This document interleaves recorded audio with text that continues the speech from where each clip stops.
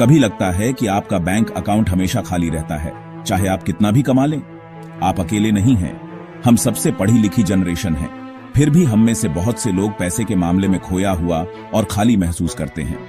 असली मुद्दा सिर्फ कमाना नहीं है, यह है कि हम जो कमाते हैं उसे कैसे मैनेज करते हैं।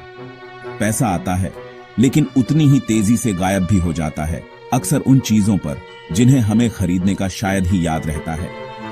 ये साइकिल हमें भविष्य को लेकर चिंतित कर देती है, ये सोचते हुए कि क्या हम कभी घर खरीद पाएंगे, अपने माता पिता का सहारा बन पाएंगे या इमरजेंसी को संभाल पाएंगे। हमें कभी पर्सनल फाइनेंस मैनेज करना सिखाया ही नहीं गया, भले ही हमने स्कूल में कॉम्प्लेक्स मैथ्स सीखा हो। अब रुकने का, पैसे के नियम सीखने का और जीतने के लिए खेलने का समय है। हमने साम्राज्यों और इक्वेशंस के बारे में सीखा, लेकिन बजटिंग या कंपाउंडिंग पर पाठ कहां थे। स्कूलों ने हमें कमाना सिखाया, पैसे को मैनेज करना या बढ़ाना नहीं। पैसे को एक वर्जित विषय माना गया, जिससे हम फाइनेंशियली अनप्रिपेयर्ड रह गए। हम एडल्टहुड में यह जानते हुए आए कि नौकरी कैसे पानी है, लेकिन यह नहीं जानते थे कि कर्ज से कैसे बचना है या वेल्थ कैसे बनानी है। अब यह हम पर है कि हम इस गैप को भरें और अपने फाइनेंशियल फ्यूचर को सुरक्षित करें। दुनिया आपको खर्च करने के लिए डिजाइन की गई है, बचाने के लिए नहीं।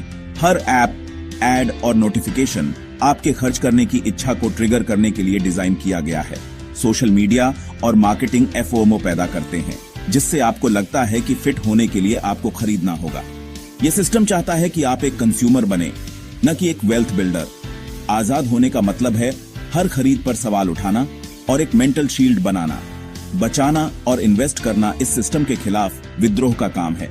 असली वेल्थ बनाने का चुनाव करें, न कि सिर्फ दिखावे का।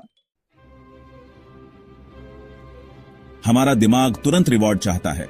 फूड डिलीवरी, सोशल मीडिया और शॉपिंग से डोपामाइन हिट्स।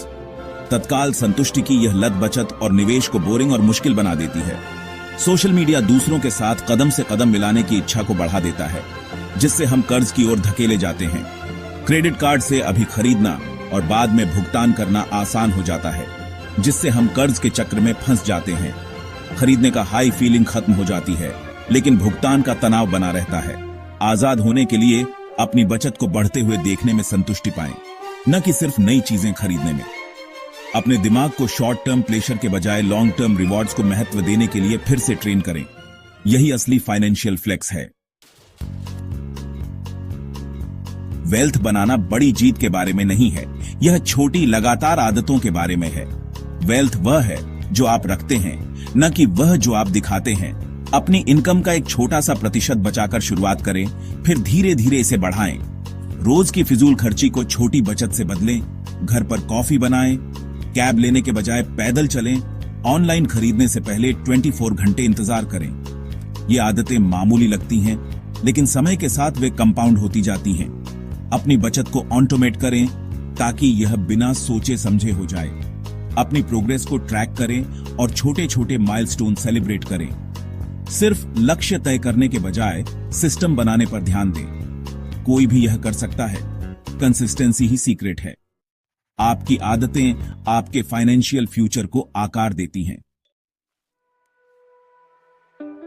क्या आप खाली जेब के चक्र से बाहर निकलने के लिए तैयार हैं? यह रहा आपका ब्लूप्रिंट। सबसे पहले आप क्या कंज्यूम करते हैं उसे बदलें। उन अकाउंट्स को अनफॉलो करें जो फोमो को ट्रिगर करते हैं, और उन लोगों को फॉलो करें जो फाइनेंशियल लिटरेसी सिखाते हैं। स्मार्ट चॉइस को प्रेरित करने के लिए अपनी जानकारी को क्यूरेट करें। अगला, 1 महीने के लिए अपने खर्च को ट्रैक करें। आपको आश्चर्य होगा कि आपका पैसा कहां जाता है। 50-30-20 नियम का उपयोग करें। 50% जरूरतों के लिए, 30% इच्छाओं के लिए, 20% बचत और निवेश के लिए। अपनी बचत को ऑटोमेट करें। पहले खुद को भुगतान करें। निवेश करना शुरू करें, भले ही छोटी राशि से। इंडेक्स फंड और एसआईपी शानदार शुरुआती बिंदु हैं। सीखने, बजट बनाने और निवेश करने के लिए अपनी टेक स्किल्स का उपयोग करें। डिस्ट्रैक्शन पर डिसिप्लिन चुनें और आपका भविष्य का स्वरूप आपको धन्यवाद देगा। अपनी फाइनेंशियल रियलिटी को बदलने की शक्ति। अगर तू ये वीडियो यहां तक देख रहा है तो तू एवरेज नहीं है। कमेंट करो आई चूज ग्रोथ और सब्सक्राइब करो माइंड रिवायर के लिए, जहां हर वीडियो एक रिवायरिंग है। और नेक्स्ट वीडियो ड्रॉप करेगा कैसे बिना मोटिवेशन के डिसिप्लिन बनाया जाता है। Don't miss it.